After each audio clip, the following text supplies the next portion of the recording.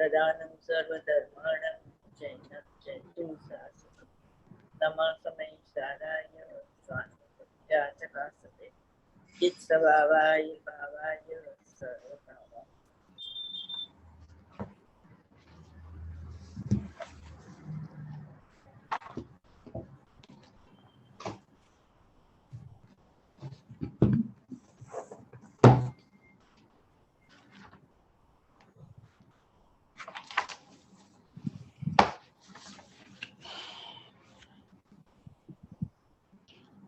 Page number 119, नायक स्वरूप प्रकाशन, प्रवचन नंबर 9, डेट 24/2021। 5 મહાવ્રતનો પ્રતિભાસ થાય છે જ્ઞાનમાં, ત્યારે પણ પેજ નંબર જગ્યાએ તું ડેટ બોલી બેટા, ડેટ તો પેજ નંબર પહેલા જ બોલી ગઈ। 5 મહાવ્રતનો પ્રતિભાસ છે જ્ઞાનમાં, ત્યારે પણ અમને તો જાણનાર જેવો જાણવામાં આવ્યો નિર્વિકલ્પ ધ્યાનમાં, એવો ને એવો જણાયા કરે છે, એમ કિંચિત માત્ર ફેરફાર થતો નથી। આહા, વિષય એવો ને એવો છે, જ્ઞાનાનંદ અનંત અનાદિ અનંત, અને એ જ વિષય જણાયા કરે છે। ધારાવાહી જ્ઞાનમાં અચ્છિન્ન ધારાથી અમે નિરંતર આત્માને અનુભવીએ છીએ, એ આ લ્યો ગાથાનો અર્થ થયો। કાલે બાકી હતું ને અચ્છિન્ન ધારા, હા, બે કળશ વાંચી હતી।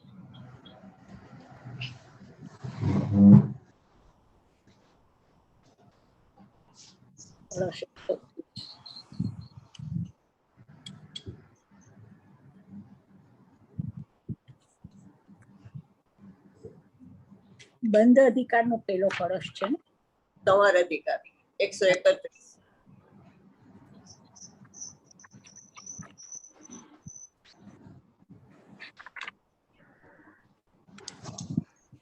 130 કીધો ને, 130 ને 131 બે વાંચના।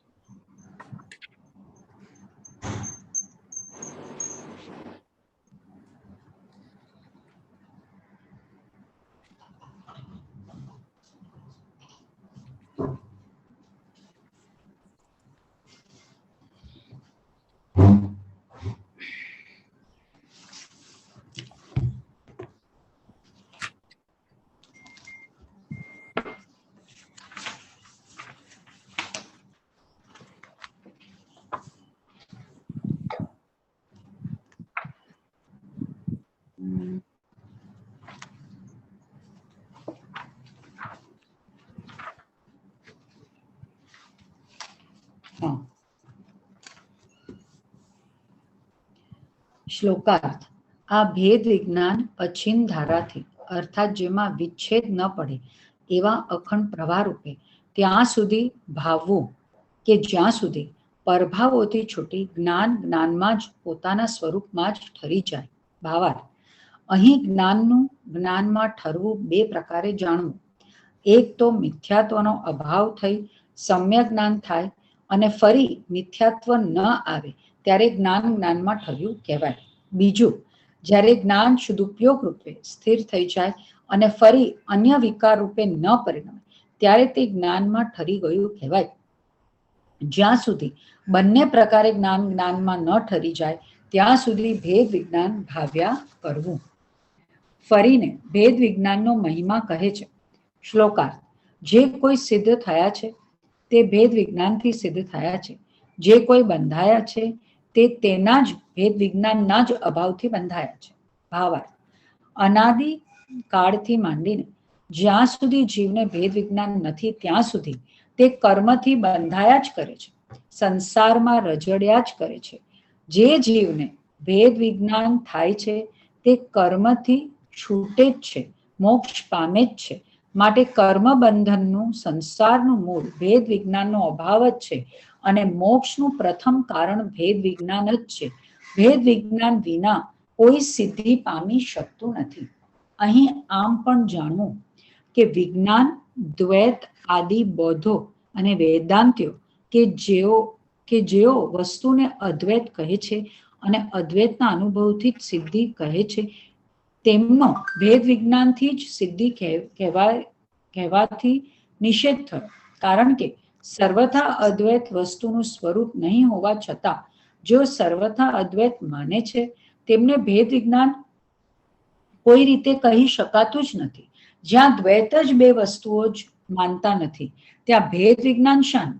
જો જીવ અને અજીવ બે વસ્તુઓ માનવામાં આવે અને તેમનો સંયોગ માનવામાં આવે તો જ ભેદ વિજ્ઞાન બની શકે અને સિદ્ધિ થઈ શકે. માટે સ્યાદવાદીઓને જ બધુંય નિરાબાધપણે સિદ્ધ થાય છે. આમાં ભેદ વિજ્ઞાન ક્યાં સુધી ભાવરૂપ છે? અચિંત ધારાથી. અચિંત ધારાથી અર્થાત જેમાં વિચ્છેદ ન પડે એવા અખંડ પ્રવાહ રૂપે ત્યાં સુધી ભાવ, ત્યાં સુધી પરભાવોથી છૂટી જ્ઞાનમાં પોતાના સ્વરૂપમાં ઠરી ગઈ.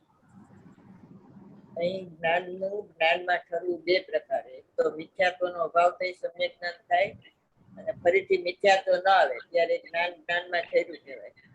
બીજું જ્યારે જ્ઞાન શુદ્ધોપયોગ રૂપે સ્થિર થઈ જાય અને ફરીથી અન્ય વિકાર રૂપે ન પરિણમે ત્યારે તે જ્ઞાનમાં ઠરી ગયું કહેવાય. જ્યાં સુધી બંને પ્રકાર જ્ઞાનમાં ન ઠરી જાય ત્યાં સુધી ભેદ વિજ્ઞાન ભાવ્યા થયું. બે પ્રકારના નામ શું છે? બે પ્રકારના એટલે એમ કીધું ને, બંને પ્રકારે જ્ઞાનમાં ન ઠરી જાય ત્યાં સુધી ભેદ વિજ્ઞાન ભાવું. એ તો સમ્યક જ્ઞાન એટલે એક શુદ્ધ ઉપયોગ બેયમાં શુદ્ધ ઉપયોગ હોય અને એકમાં સમ્યક જ્ઞાન ને એકમાં દર્શન અભાવ, એકમાં ચારિત્ર. જ્ઞાન અને શુદ્ધ ઉપયોગ. આમાં સમ્યક જ્ઞાન અને શુદ્ધ ઉપયોગ બે આપ્યું છે. અનાદિ મિથ્યા દ્રષ્ટિ છે એ સમ્યક દ્રષ્ટિ થાય ને પછી મિથ્યા દ્રષ્ટિ ન થાય એનું નામ જ્ઞાનમાં ઠરી ગયું એમ કહેવાય. એમાં દર્શનનો અભાવ થાય. ચારિત્રમાં શ્રેણી આવે ને પછી કેવળ જ્ઞાન થાય, એમાં ચારિત્રનો અભાવ થાય. બંને પ્રકારે જ્ઞાનમાં ન ઠરે ત્યાં સુધી અવિચ્છિન્ન ધારાએ વેદ જ્ઞાન ચાલુ રાખવું. ભગવાન આત્માની મુખ્યતા એવી. આગળ વાત.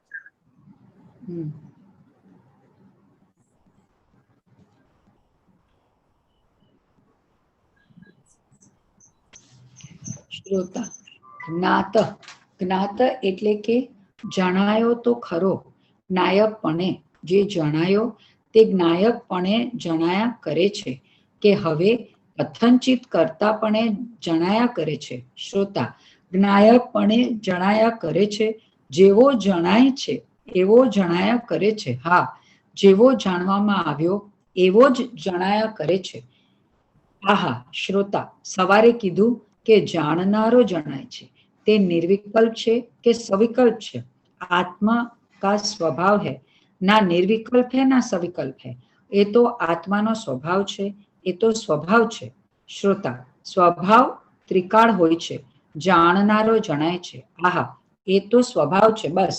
કેવી દશામાં ને ક્યાં એ ફેરફાર કાંઈ નહીં, એ તો સ્વભાવ છે.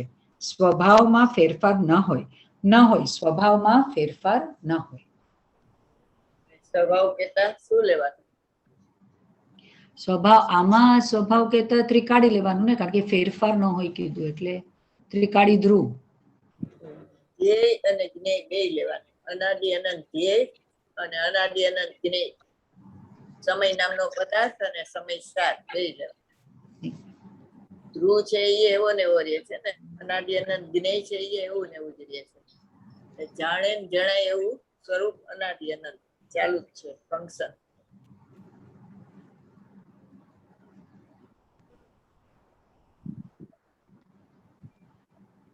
અનાદિ અનંત જ્ઞેય ને અનાદિ અનંત ધ્યેય લેવાનું સ્વભાવમાં.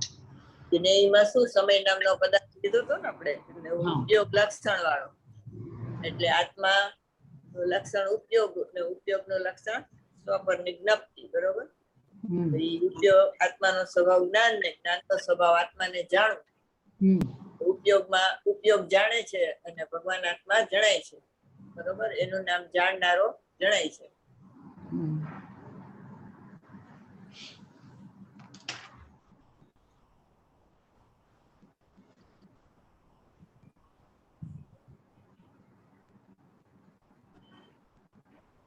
સ્વભાવનો સ્વીકાર થાય ને તો વિશેષ અપેક્ષાએ જાણનારો જણાય. ઓલું સામાન્ય અપેક્ષાએ જાણનારો જણાય છે અને આ વિશેષ અપેક્ષાએ. વાંચો. જાણનારો જણાય છે એના ઉપર અમારે ચર્ચા થાય છે. પ્રતિમા જણાય છે ત્યારે પણ તેને જાણનાર જણાય છે એમ એને કહેવું છે. બહુ ઊંચા પ્રકારની ગાથા છે. જાણનાર કહીને કરનાર કાઢી નાખ્યો. હવે જે મારામાં નથી એને કેમ કરું? પ્રમત અપ્રમત મારામાં નથી તો એને કેમ કરું? જે નથી એ પરદ્રવ્યને જાણતા ધર્મ ન થાય, માટે પર્યાયના ભેદને પણ જાણતો નથી. પ્રમત અપ્રમત ને પરદ્રવ્ય કહી દીધું, બરોબર? એ પર્યાયના ભેદ છે એને પણ એ જાણતો નથી, કારણ કે પર્યાયના ભેદ ઉપર જાણે ને તો ધર્મ નો થાય, અધર્મ થાય. કેવી રીતે? કારણ કે એનું લક્ષ્ય એક સમયની પર્યાય ઉપર છે ને ત્રિકાળી ધ્રુવ ઉપર ન રહે ને.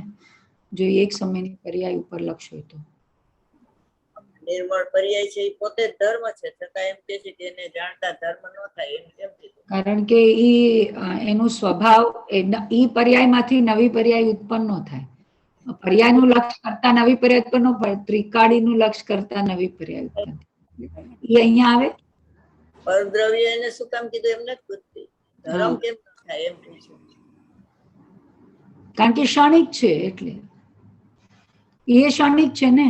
નિર્મળ પ્રાણીને ભેદને જોતા રાગની ઉત્પત્તિ થાય છે, માટે એને ધર્મ ન થાય રાગી પ્રાણી, બરોબર? કેવડી ભગવાન પર્યાયને જાણે તો એને રાગ ન થાય. રાગી પ્રાણી છે ને છદ્મસ, એને ભેદને જાણતા રાગ ઉત્પન્ન થાય છે, એટલે એને ભેદને જાણવાનો નિષેધ કરવામાં આવે છે. પર્યાયના ભેદને પણ જાણતો નથી, બરોબર? ભેદને જાણતા રાગી પ્રાણીને રાગની ઉત્પત્તિ થાય છે, માટે એનો ભેદનો નિષેધ કર્યો.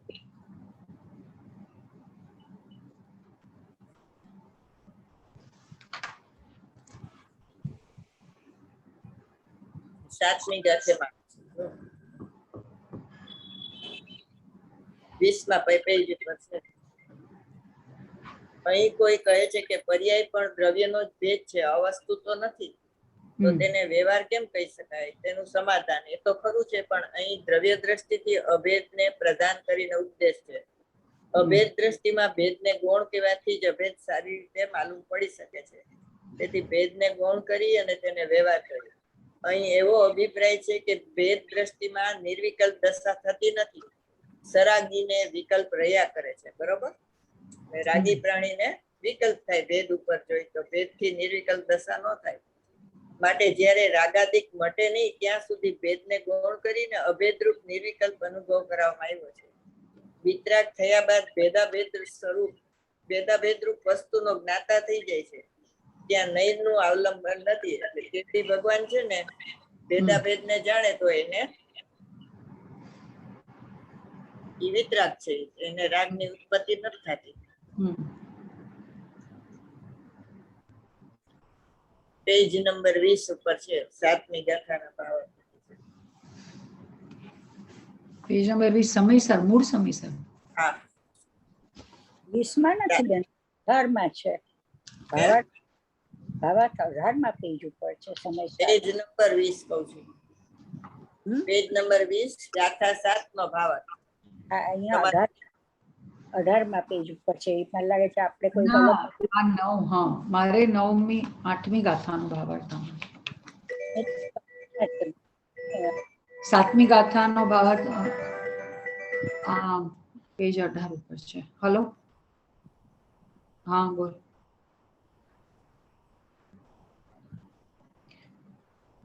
Yeah, I've told him. Yeah, મારો ક્લાસ ચાલે છે.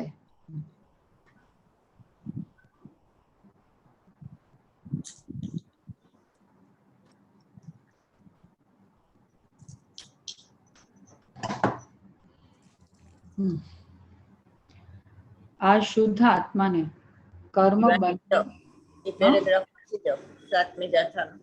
ભાવાર્થથી વાંચું ને કે પૂરી વાંચી લો? પૂરી નહીં. અહીં કોઈને પ્રશ્ન થાય છે? અહીં કોઈ કહે કે પર્યાય પણ દ્રવ્યના જ ભેદ છે, અવસ્તુ તો નથી, તો તેને વ્યવહાર કેમ કહી શકાય?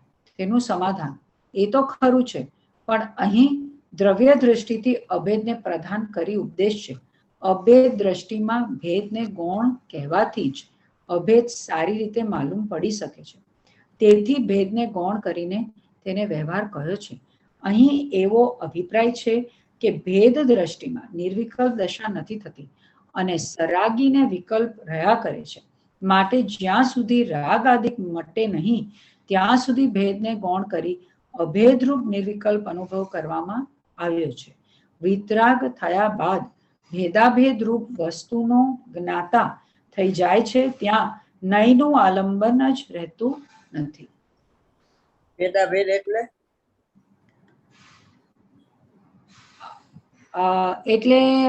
પર્યાય ભેદ ને ગુણ ભેદ અને અભેદ પછી અભેદાત્મા. અભેદ અને ભેદ એમ. ભેદાભેદ એટલે અભેદ અને ભેદ. અભેદનો ભેદ શું છે? અભેદનો ભેદ ગુણ છે. જ્ઞાન દર્શન ચારિત્ર એ ગુણ છે, પણ રાગાદી છે એ અભેદનો ભેદ નથી. બરોબર? પરલક્ષે થાય છે ને, માટે એ અભેદનો ભેદ નથી. અભેદને જાણે ને એને ભેદનું જ્ઞાન સાચું હોય, પણ ભેદને જાણે તો એને અભેદનું જ્ઞાન સાચું ન થાય. રાગી પ્રાણીને રાગ જ થાય. માટે પરદ્રવ્ય ને જાણતા ધર્મ ન થાય, માટે પર્યાયના ભેદને પણ જાણતો નથી. બરોબર? જાણનારો જણાય છે. પ્રતિમા જણાય છે ત્યારે જાણનાર જણાય છે. એટલે ઇન્દ્રિય જ્ઞાનનો ચક્ષુ છે ઉપયોગાત્મક પણ પ્રતિમાને જાણે છે, અને ત્યારે શુદ્ધ પરિણતિ છે એમાં જાણનારો જણે છે એ ચાલુ છે. બરોબર? એટલા માટે એને ભેદ રાખે છે. ભેદ એટલે જ્ઞાન દર્શન ચારિત્ર કીધું ને? હા, અભેદનો ભેદ ગુણ. ગુણ ભેદ છે ને એ અભેદનો ભેદ છે. પર્યાય છે એ અભેદનો ભેદ નથી. પછી અભેદમાં શું લેવાનું? ભેદમાં જ્ઞાન દર્શન ચારિત્ર જોઈએ એ ભેદ પડ્યા, અને અભેદમાં એ ભેદ નહીં જોવાનો, એમને એક જ અભેદ જોવાનો, ગુણી જોવાનો, ગુણભેદ નહીં જોવાનો.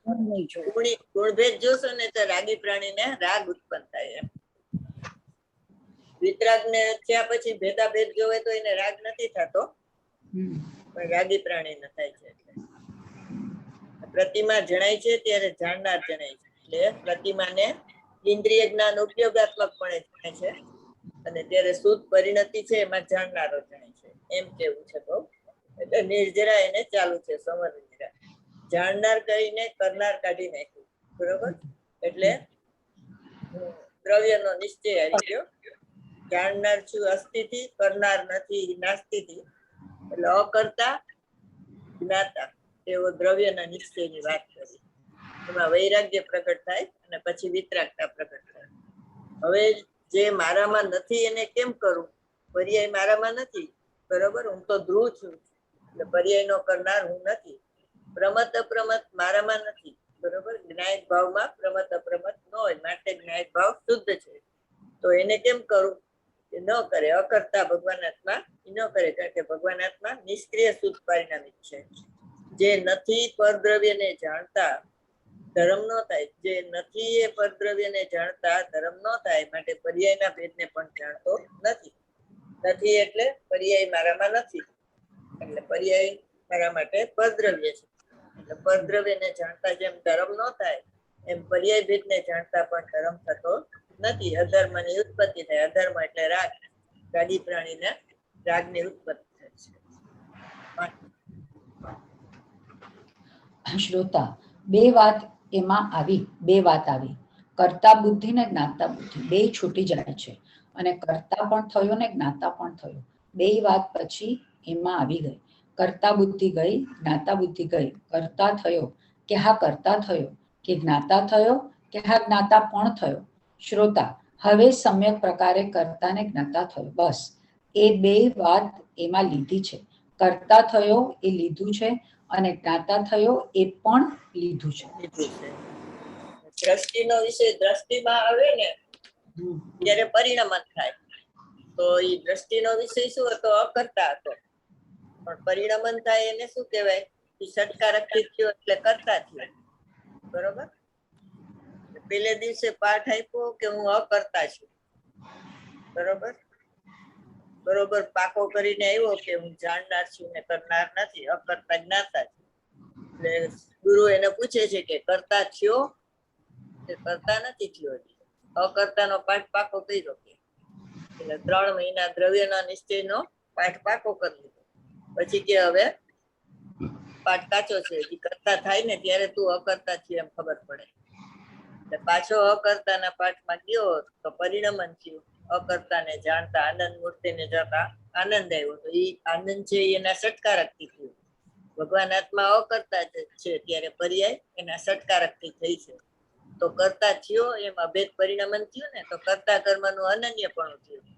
એટલે અકર્તા પ્લસ કરતા કર્મનું અનન્યપણું ઇઝ ઇક્વલ ટુ અનુભૂતિ. અહીંયા કરતા કર્મનું અનન્યપણું પર્યાયના ષટકારક નથી લીધા, પણ પરિણામી દ્રવ્યના ષટકારક લીધા. એટલે કરતા થયો એમ કીધું. બરોબર? હા, કરતા થયો ને જ્ઞાતા. કર્તા કર્મનું અનન્યપણું એટલે અનુભવ. પરિણામી દ્રવ્ય, પરિણામ. પરિણામી દ્રવ્યના ષટકારક લીધા. પર્યાયના ષટકારક એમ ભેદ ન લીધો. જયારે ભેદ જ્ઞાન કરવું હોય ત્યારે અપરિણામી અને પરિણામ લેવાના. અનુભૂતિ થાય ત્યારે અપરિણામી ને પરિણામી લેવાના. ઇઝ ઇક્વલ ટુ અનુભૂતિ એમ. બરોબર? તો અકર્તા પ્લસ કર્તા કર્મનું અનન્યપણું ઇઝ ઇક્વલ ટુ અનુભૂતિ.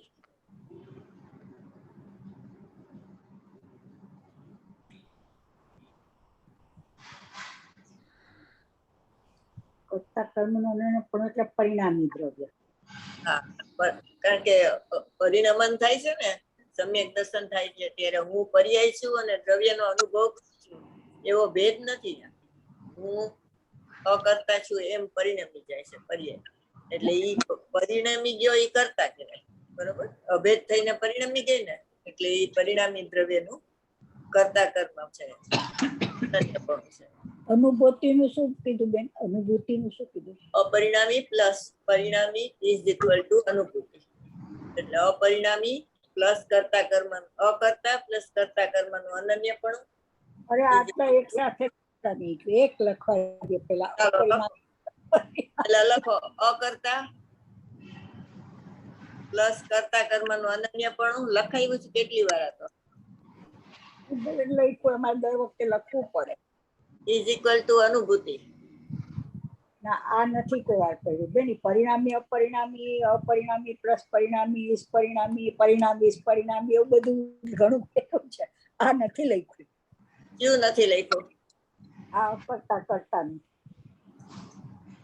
બેન લખાયું છે કે નહીં? લખાયું છે. હા, તેને સ્પેશિયલ ક્લાસમાં લખાયું હશે.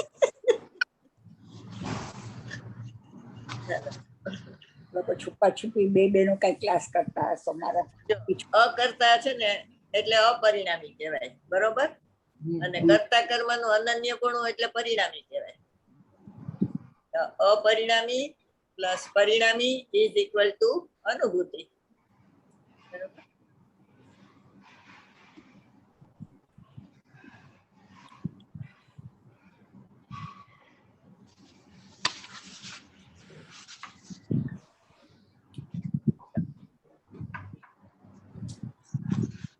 કેવી રીતે કરતા થયો બોલો?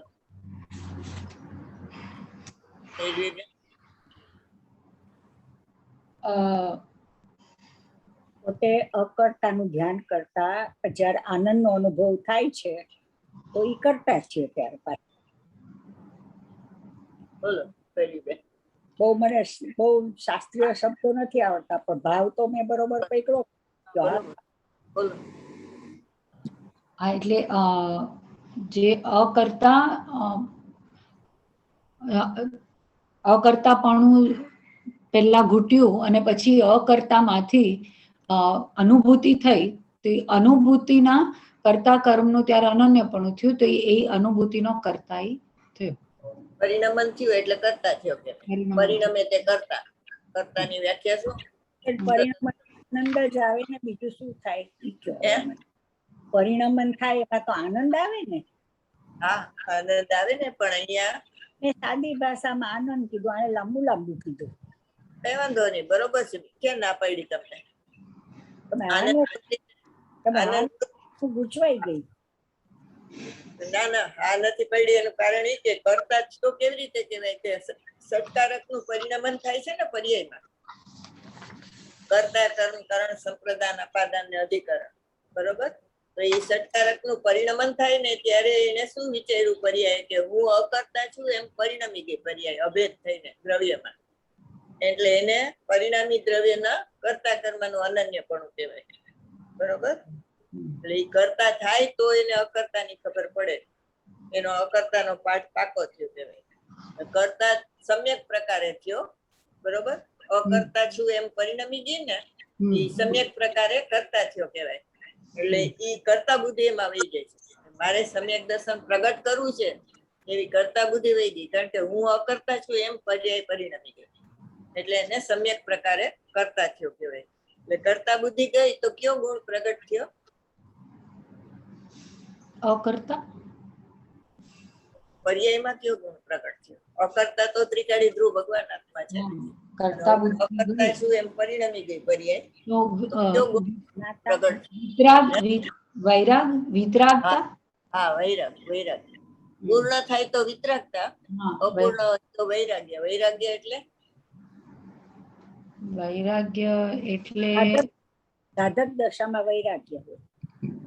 સાધક ના, પણ સાધક ક્યારે હોય એમ નથી પૂછતી. વૈરાગ્ય એટલે શું એમ એટલે થોડો રાગ ને થોડુંક વિતરાગતા એમ, એટલે એને વૈરાગ્ય કહેવાય. બોલો. થોડું શુદ્ધ ને થોડું અશુદ્ધ બે ભેગું એને બે પરિણમન સાથે ચાલે છે. નહીં, બોલો.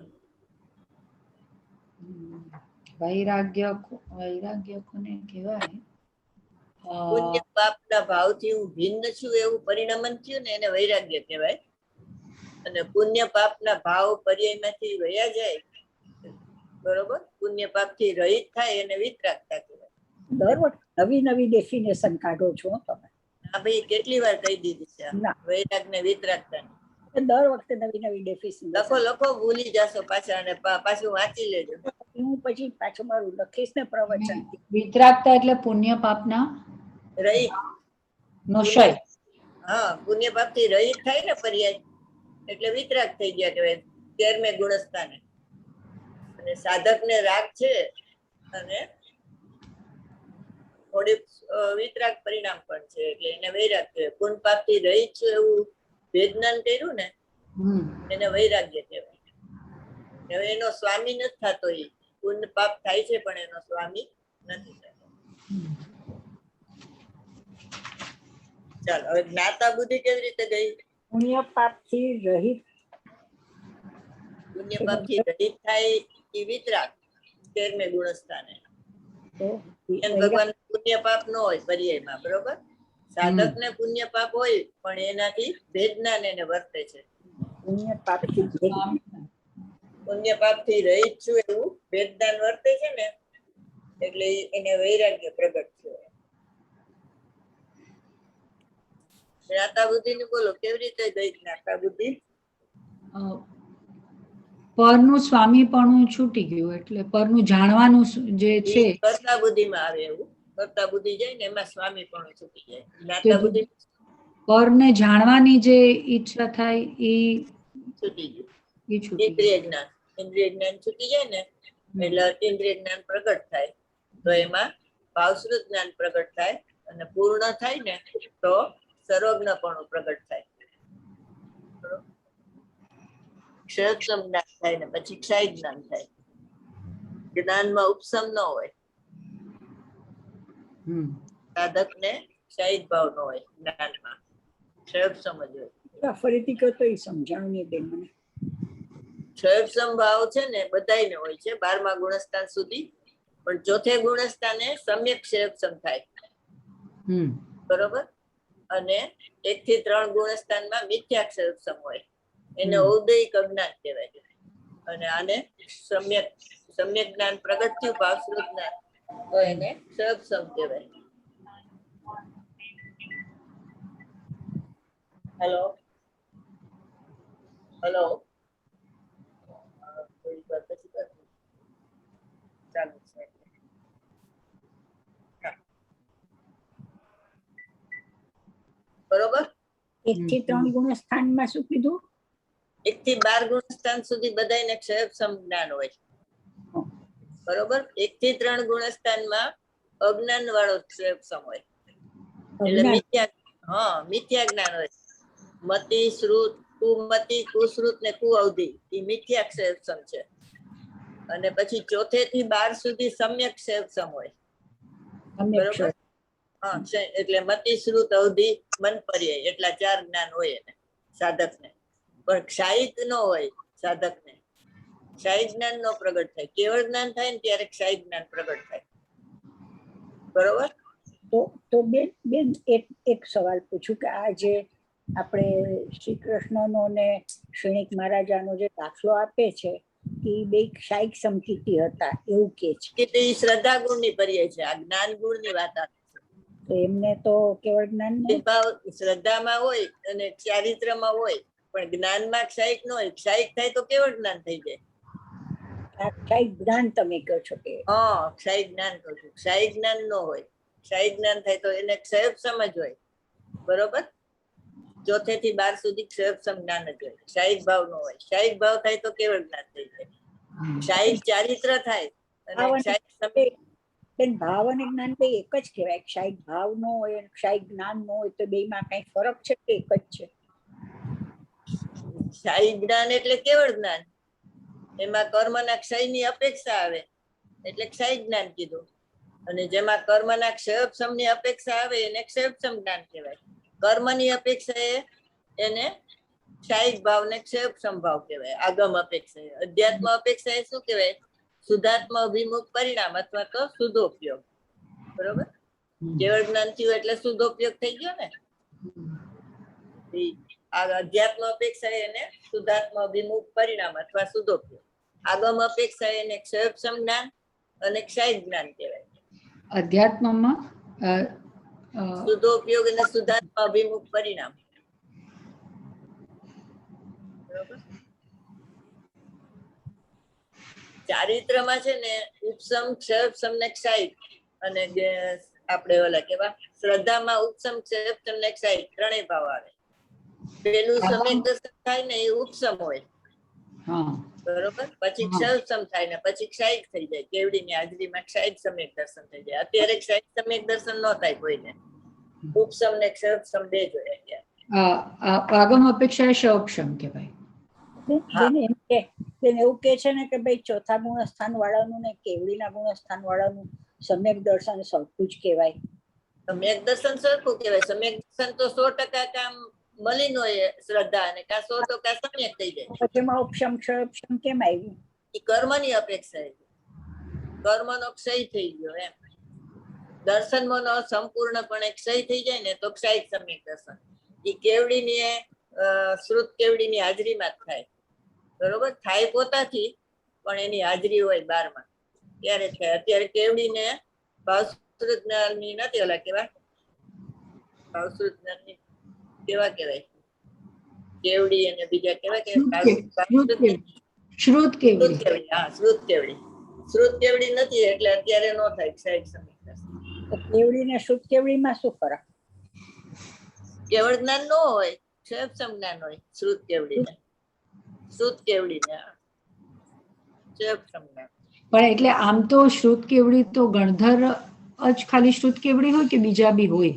જેને 12 અંગનું જ્ઞાન હોય એ બધા શ્રુત કેવડી. દ્રવ્ય શ્રુત ને ભાવ શ્રુત કેવડી.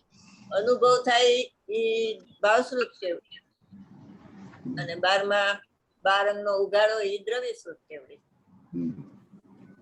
એટલે કે છે ને ઓલા 13મા કળશમાં કીધું ને કે તમને આત્માનો અનુભવ થયો ને તો તમારે 12 અંગ ભણવાની અટક નથી એમ. બરોબર.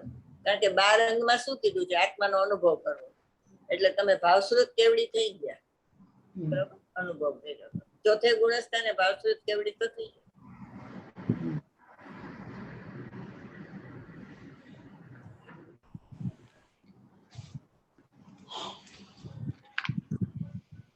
જ્ઞાત જ્ઞાયકપણે જણાયો તો જ્ઞાતાને થયો ન થયો.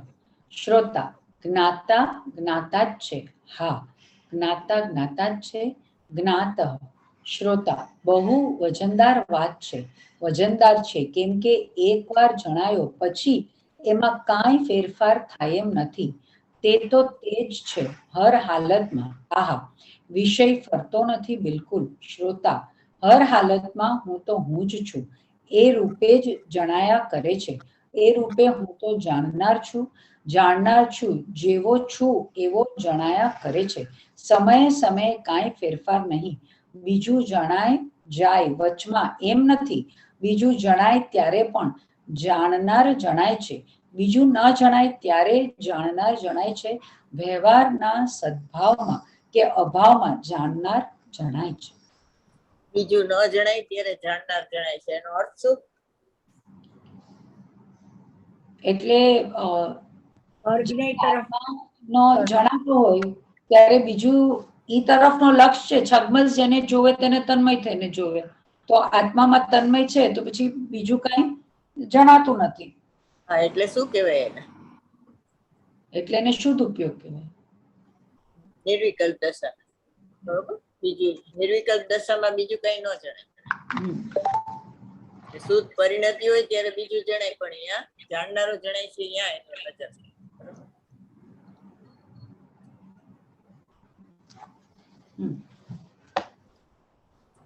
વાંચો. પ્રવચન નંબર 10. આ શ્રી સમયસાર પરમાગમ શાસ્ત્ર છે. એનો પ્રથમ જીવ નામનો અધિકાર છે. એમાં આચાર્ય ભગવાનને એવો ઉદ્યમ વ્યવસાય કર્યો છે કે જગતના જીવોએ કામ ભોગ બંધનની કથા અનંત કાળથી સાંભળી પરિચય કર્યો, અનુભવ કર્યો, પણ એકત્વ વિભક્ત આત્માની વાત એને કદી ખરેખર રુચિપૂર્વક સાંભળી પણ નથી. તેનો પરિચય પણ કર્યો નથી અને અનુભવ પણ કર્યો નથી. એવા એકત્વ વિભક્ત આત્માની વાત હું કહીશ. ક્યાં આવે છે માસી કામ ભોગ બંધનની કથા? ત્રીજી છે ને દર્શાવે. હવે એમ કે છે કે તે આ કામભોગ બંધનની કથા તો અનંત કાળથી સાંભળી છે, પરિચય કર્યો છે, અનુભવ કર્યો છે, પણ એકત્વ વિભક્ત આત્માની વાત એ કદી ખરેખર રુચિપૂર્વક સાંભળી નથી. તો સાંભળી તો છે પણ રુચિપૂર્વક સાંભળી નથી. એનો અર્થ શું? એટલે અનુભવ નથી થયો. એટલે પોતાને રુચિ છે. રુચિ એ શ્રદ્ધાની અવ્યક્ત પર્યાય છે. શ્રદ્ધા એ વ્યક્ત પર્યાય છે. શ્રદ્ધાની અવ્યક્ત પર્યાય. હા, તમને આત્માનો મહિમા આવે, એનો પ્રેમ જાગે, એનો ઉત્સાહ થાય તો એ પરિણમન થાય તમને. બરોબર. રુચિ થાય ને તત્પ્રીતિ ચિત્તે નો એમ આવે છે ને કે તમે પ્રેમથી વાત ભગવાન આત્માની વાત સાંભળી નથી. જો સાંભળો તો ભાવિ નિર્વાણ ભાજનમ, તમારું નિર્વાણ નક્કી છે. એનો પરિચય કર્યો નથી ને એનો અનુભવ કર્યો નથી. આમાં એક ભાઈએ સાંભળી નથી, પરિચય નથી કર્યો અને અનુભવ નથી કર્યો. એમાં એને જ્ઞાન દર્શન ને ચારિત્ર ઉતાર્યું. પણ અહીંયા એ વાત નથી. અહીંયા અજ્ઞાની માટે વાત છે. એમાં જ્ઞાન દર્શન ચારિત્ર ન આવે.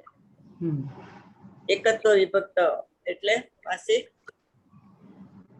એકત્વ એટલે અનંત ગુણથી અભેદ આત્માને એકત્વ કહેવાય. વિભક્ત એટલે અહીંયા આગળમાં લખ્યું છે પર્યાય માત્રથી જુદો. બરોબર. પર્યાય માત્ર ગુરુદેવ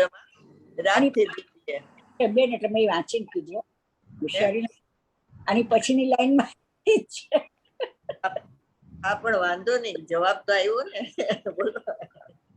ચાલો, તમારી હોશિયારી હું બતાવી દઉં કે મેં શું કહી રહી છે. પણ ભલે ને એ હોશિયારી જ છે. બાજુમાંથી વાંચી ગયો એ હોશિયારી જ છે. એકત્વ એટલે અનંત ગુણથી એકત્વ અને વિભક્ત એટલે પર્યાય માત્રથી ભિન્ન આત્મા છે. ભાઈ છે ને એ પર્યાય માત્રથી છે. ગુરુદેવ રાગ થી ભિન્ન છે. બરોબર. એટલે અત્યારે પર્યાય નો તો અનુભવ છત્મસ ને હોય નહીં, પણ એ ભાઈ શું કે છે કે તમારી દ્રવ્ય ઉપર નજર નથી એટલે પર્યાય ઉપર નજર છે. એમ નક્કી થઈ ગયું. ભલે એક સમયની પર્યાય તમારા જ્ઞાન નું જ્ઞેય નથી, પણ ગુરુદેવ શું કે રાગ નો તો પરિચય છે બધા, શુભ અશુભ રાગ. એનાથી ભિન્ન છે એટલે સોગાની જે ઈ લીધું ને રાગ હમ. ભિન્ન ને જ્ઞાન ભિન્ન એમ કરીને વેદના છે. હમ. અનાદિ અનંત ભિન્ન કરવી નથી પર્યાયને દ્રવ્યથી, પર્યાયને ભિન્ન કરવાની ન હોય એ અનાદિ અનંત પરિણામ ભગવાન આત્માથી ભિન્ન જ છે. કેમ કે આત્મા અવિનાશી છે અને પરિણામ માત્ર નાશવાન છે. અવિનાશી તત્વ અને નાશવાન તત્વ બે થઈને એક જીવ તત્વ 3 કાળમાં બની શકે નહીં. જો બે ભાવ થઈને એક જીવ નામનો પદાર્થ હોય તો પરિણામના નાશથી દ્રવ્યનો નાશ થઈ જાય. આ અધ્યાત્મમાં આમ છે અને પ્રવચન સારું હોય ને તો એમાં એમ કે દ્રવ્ય પણ અંશ છે, ગુણ પણ અંશ છે અને પર્યાય પણ અંશ છે. 3 અંશ ભેગા મળીને એક સત્તા થાય એમ. અહીંયા નો કે એવી રીતે અહીં દ્રવ્ય પર્યાય સ્વરૂપ 2 વસ્તુ છે એમ નથી, અને દ્રવ્યમાં પર્યાયનો અભાવ ને પર્યાયમાં દ્રવ્યનો અભાવ છે એવો પદાર્થ છે. જો સર્વથા અભિન્ન હોય ને પર્યાયથી તો પર્યાયના નાશે દ્રવ્યનો નાશ થઈ જાય. પણ પરિણામ તો ઉત્પન્ન થયા કરે છે અને નાશ થયા કરે છે. ભગવાન આત્મા તો ઉત્પન્ન થતો નથી, માટે નાશ પણ થતો નથી. આવું દ્રવ્ય અને પર્યાય વચ્ચેનું ભેદજ્ઞાન કોઈ અપૂર્વ ચીજ છે. અપૂર્વપણે આ સમયસર લખાઈ ગયું છે. ભણે નહીં પડે. કોઈ અપૂર્વ પળ હતી. પંચમ કાળના જીવોના ભાગ્ય સમ્યક દર્શન પ્રગટ કરનારા ઘણા જીવો પંચમ કાળમાં પાકવાના છે. તેના માટે કોઈ એવા નિમિત્તની રચના થઈ ગઈ છે, અપૂર્વ રચના થઈ ગઈ છે. ભગવાન આત્મા છે એનો ઉત્પન્ન કરતો નથી અને નાશ પણ. ભગવાન આત્મા તો ઉત્પન્ન થતો નથી, નાશ પણ નથી થતો. એટલે પર્યાયને ઈ કરતોય નથી, ઉપાદાન કરતા નથી અને નિમિત્ત કારણે નથી. બરોબર? પર્યાય એટલે કયો ને આવે બેમાં કે ઉપાદાન કરતા અને નિમિત્ત કારણ એટલે ઈ શું બે ફેર પાડ્યો બેન? હે એટલે તો કહું છું બેમાં કયો ન્યાય આવે? ઉપાદાન કરતામાં કયો અને નિમિત્ત કારણમાં કયો? મેં તમને પૂછ્યું, પાછા તમે મને કેમ પૂછો છો? તો મેં તમને કહી દીધું છે એટલે પૂછું છું. બોલો. ઉપાદાન કરતા એટલે ત્રિકાળી ધ્રુવ ભગવાન આત્મા ઉપાદાન કરતા નથી અને નિમિત્ત કારણ નથી એટલે એનો હાજરી નથી. બરોબર? બોલો. ઉપાદાન કરતામાં કયું નહીં આવે કે ન્યાય આવે? ન્યાય. અને નિમિત્ત કારણમાં કયો ન્યાય આવે? કહી દીધું છે મેં તમને. નિમિત્ત કારણ એટલે ઈ તો ઈ બીજું દ્રવ્ય છે ને, તો ઈ દ્રવ્ય કારણ, બીજું દ્રવ્ય તો એક દ્રવ્યનું કારણ થઈ ન શકે ને. એક દ્રવ્યનો કે એના એક દ્રવ્યના ષટકારક બીજા દ્રવ્યના ષટકારકમાં કઈ કરે નહીં એટલે નિમિત્ત કારણ ન થાય. પર્યાયથી અહીં દ્રવ્ય પર્યાયની વાત છે. એટલે ઉપાદાન કરતામાં પર્યાય ક્ષણિક છે, તો જે ક્ષણિક પર્યાય છે એ જે ધ્રુવ વસ્તુ છે એનું કેવી રીતે કઈ કરે? પર્યાયને કરતો નથી એમ નથી. અરે ઈ જ એટલે ત્રિકાળી છે ઈ ક્ષણિક, જે ધ્રુવ છે આ ક્ષણિક ને કઈ ન કરે. કરે કોણ? પોતાના સ્વકાળે કે પોતાની યોગ્યતાથી. બોલો. કોઈ કોઈનું કરતા નથી એમ. પર્યાયને કરતા પર્યાય પણ નથી. એ દરેક સ્વતંત્ર એની એક સમયની જ પર્યાય હોય, દરેક પોતાની યોગ્યતાથી સમયે સમયે નવી નવી પર્યાય પ્રગટે. પર્યાયના લક્ષ્ય પણ પર્યાય નો થાય. જ્ઞાની અજ્ઞાની બેયમાં કેવી રીતે ઉતારવાના? એવું મને બેન તમને કીધું જ કેટલી વાર? કીધું તો છે. કઈ ગાથા લેવાની બેયમાં? ઉપાદાન ને નિમિત્ત ની તો તમે લખાવ્યું છે ચાવલી ગાથાઓ. હા ઝલક બોલો. એ બધાયમાં લાગુ પડે ઈ ગાથા. તો મને વચ્ચે યાદ હતી, પાછી ભૂલાઈ ગઈ, એટલે નોટ્સમાં લખેલી છે. નોટ નથી અહીંયા. અહીંયા નથી, ઓલી બીજી બુકમાં છે. ઈ બુક તો પતી ગઈ એટલે આ નવી બુક ચાલુ કરી. એટલી બધી થઈ ગઈ. 6-8 મહિનામાં કેટલી નોટો ભરી ને ખબર નથી. 99 ને 100 ગાથા. હા, એ મેં લાસ્ટ, પાછું મને એ ખબર મેં લાસ્ટ પેજમાં લખ્યું છે. હવે કઈ ગાથા મને યાદ નથી આવતી. 99 માં કયો ન્યાય આપ્યો અને 100 ગાથામાં કયો ન્યાય આપ્યો? 99 ને 100 ગાતા ઉપાદાન કરતાની છે. ના, એક ઉપાદાન કરતાની એક નિમિત્ત કારણ. અદ્રવ્યને જો તો જે કરે તન્મય થઈ જાય છે ને, દ્રવ્યને જીવ જો કરે તો તન્મય તે બને, પણ તે નથી. તે તો ઉપાદાન કરતાની વાત છે અને પછી 100મી ગાથા નિમિત્ત કારણ. એમ હા, પણ એમાં ન્યાય શું લેવાનો બોલો? સોમીમાન જીવ નો જોઈ લઈએ તો બેટર છે. આટલું બધું એમ યાદ આવી જાય, પણ પછી બધાના કઈ તમે કયો એવું તમે જે બોલ્યા એમાં જ જવાબ છે. તમે કીધું તન્મય થઈ જાય, જો એને પરમાં જ થાય, જો ઓલું કરે તો એમાં તન્મય થાય, પણ તન્મય નથી થતું એમ જીવ. એટલે તન્મય માટે કયો ન્યાય આપ્યો બોલો? હવે એમ નો ખબર પડે બેન. હવે તમે તો કીધું તું ભાઈ, વ્યાપ્ય વ્યાપક. એક જ દ્રવ્યમાં કર્તા કર્મ પણ હોય, બે દ્રવ્ય વચ્ચે કર્તા કર્મ પણ ન હોય. દ્રવ્ય પર્યાયમાં વ્યાપક નથી થતી, પર્યાય દ્રવ્યમાં વ્યાપક નથી થતી, બરોબર? કીધું કે પોતપોતાના ષટકારક થી બતાવું છે, એક ના ષટકારક બીજામાં. મમ્મી તમે જે કહો એ બધું હું એમ જ કહું છું, એમ ન ચાલે. એ તો બધા જુદા જુદા ન્યાય હોય તો જુદા જુદા સમજવા પડે આપણે. તમે જે કહ્યું કે એ બધા નો આવડે, મને બધી નો આવડે એ બધી શાસ્ત્ર. જો દ્રવ્ય કુંભાર વ્યાપક નિષેધ ને, વ્યાપક નિષેધ. કુંભાર છે ને એ નો કર્મ નો કરતા નથી, એમ આવે છે ને. પેલા સમજી લ્યો તમે, પછી લખો. કુંભાર નો કર્મ નો એટલે ઘડા નો કરતા નથી, બરોબર? તો ઘડા નો કરતા કોણ છે? કે એમાં જે વ્યાપક થાય એ, એટલે કુંભાર એમાં વ્યાપક નથી થતો. ઘડામાં માટી વ્યાપક થાય છે, તો માટી એની કરતા છે, એ માટીનું કર્મ છે, બરોબર? એટલે એક જ દ્રવ્યમાં જળ ને પૂતગલ થયું ને, જળ ને ચેતન એમ. તો પૂતગલ ના કરતા કર્મ પૂતગલમાં ને ચેતન ના કરતા કર્મ ચેતનમાં. હવે ઈજ ના દ્રવ્ય પર્યાયના ભેદ જ્ઞાનમાં લગાડવાનું. એ દ્રવ્ય છે એ પર્યાયમાં વ્યાપક નથી થતું, પર્યાય છે એ દ્રવ્યમાં વ્યાપક નથી થતું. પર્યાય કેવી રીતે થાય છે? એના ષટકારક થી થાય છે, બરોબર? અને દ્રવ્ય એમાં નિષ્ક્રિય છે, અકર્તા છે, એટલે એનો ઉપાદાન કરતા નથી. એમાં જો વ્યાપ્ય વ્યાપક ભાવ હોય ને તો એ ઉપાદાન કરતા થાય. વ્યાપક એટલે કરતા, વ્યાપ્ય એટલે કર્મ, બરોબર? તો એવો કરતા કર્મ ભાવ બે વચ્ચે નથી, માટે એનો ઉપાદાન કરતા નથી. હવે નિમિત્ત કારણમાં લ્યો કે કુંભાર ઘડાને કરતો નથી. જ્ઞાની કુંભાર હોય કે અજ્ઞાની, કોઈનો આત્મા ઘડાને તો કરે જ નહીં, તો સર્વથા અકર્તા જ છે. તો ઘડો તો થાય છે, કુંભારે છે હાજર, તો ઘડો કોણ કરે છે? તો કે જે અજ્ઞાની કુંભાર છે એનો યોગ ને ઉપયોગ એમાં નિમિત્ત કારણ છે. યોગ એટલે રાગ સહિત, એમ કે હું ઘડો કરું એવી પરી, અને યોગ એટલે આત્મા પ્રદેશ નું કંપન, મન વચન કાયાથી આત્મા પ્રદેશ નું કંપન થાય છે ને. અને ઉપયોગ એટલે એની ઈચ્છા છે રાગની, કે હું ઘડો બનાવું એમ.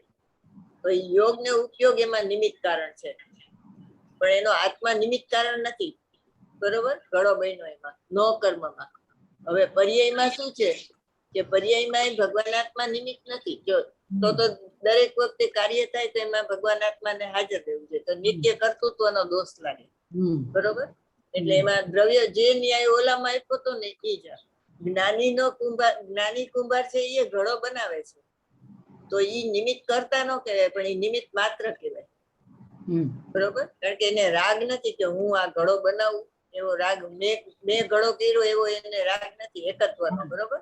અજ્ઞાની કુંભાર ને તો મેં ઘડો બનાવ્યો એમ હું પર્યાયને કરું, તો એવું તો દ્રવ્યમાં છે નહીં ને, તો અકર્તા છે. એટલે જો પર્યાય થાય ત્યારે એને નિત્ય કર્તૃત્વનો દોષ લાગે, એટલે નિમિત્ત કારણ નથી ભગવાન આત્મા. તો નિમિત્ત કારણ કોણ? બરોબર? કે દ્રવ્ય કર્મનો અભાવ અથવા સદભાવ, એ એમાં નિમિત્ત કારણ છે. 13મી ગાથામાં કીધું ને, થવા યોગ અને કરનાર. થવા યોગ એટલે પોતાની યોગ્યતાથી પર્યાય થઈ, અને એમાં નિમિત્ત નો સદભાવ કે અભાવ, ઉપસંક્ષેપ ને ઉદય ભાવ છે ને, તો એ એમાં નિમિત્ત કારણ છે. ભગવાન આત્મા ઉપાદાન કરતા નથી અને નિમિત્ત કારણ નથી, બરોબર?